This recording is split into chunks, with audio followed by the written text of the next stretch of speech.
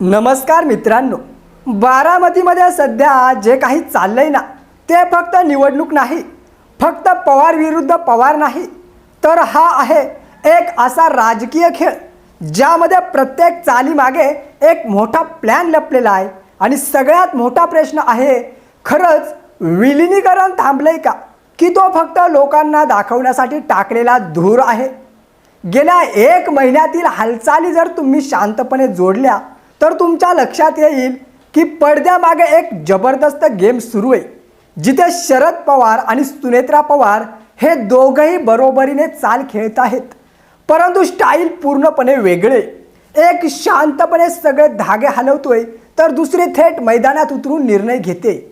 विलिनीकरणाचा मुद्दा पुढे येतो, चर्चा होतात, सुनील तटकरे कबूल करतात की सगळं अंतिम टप्प्यात होतं, परंतु अचानक हा विषय गायब होतो. का?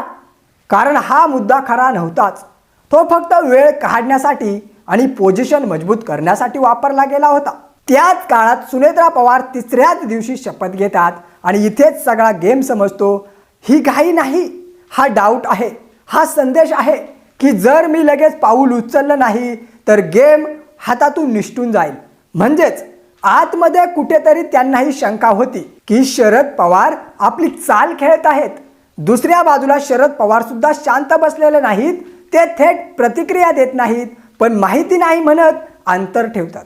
विलिनीकरणाचा उल्लेख करून प्रेशर टाकतात आणि पार्थ पवारांवरती स्टेटमेंट देऊन कोण कंट्रोलमध्ये आहे हे दाखवतात. आणि या सगळ्यात सुनेत्रा पवारांची स्ट्रॅटेजी सुद्धा तितकीच मजबूत दिसते. सुरुवातीला दादा एके दादा करत अजित पवारांना सेंटरमध्ये आणणं, शरद पवारांना साईडलाईन करणं आणि नंतर परिस्थिती बदलली की अचानक त्यांचाच वापर करणं.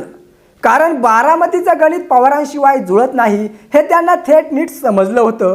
जेव्हा निवडणूक बिनविरोध होईल असं वाटलं होतं तेव्हा शरद पवारांचा उल्लेख नाही, पण जेव्हा विरोधक मैदानात उतरले तेव्हा अचानक बॅनरवरती फोटो, प्रचारामध्ये नाव आणि घरातील सगळ्यांना एकत्रित आणण्याचा प्रयत्न, हे सगळं काही योगायोग नाही, ही गरज होती. आणि याच वेळी रोहित पवार अधूनमधून विलिनीकरणाचा विषय परत काढतात.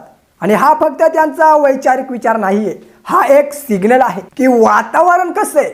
मतदानाच्या दिवशीच योगेंद्र पवार स्टेटमेंट देतात आणि थेट 2029ची लाईन टाकतात. याचा अर्थ गेम आता इथं संपत नाहीये, तो पुढे मोठा होणार आहे. आणि सगळ्यात महत्त्वाचा सिग्नल, शरद पवार हे स्वतः मतदानाला जात नाहीत, कारण आजारपण असू शकतं, पण राजकारणात प्रत्येक गोष्टीचा अर्थ असतो.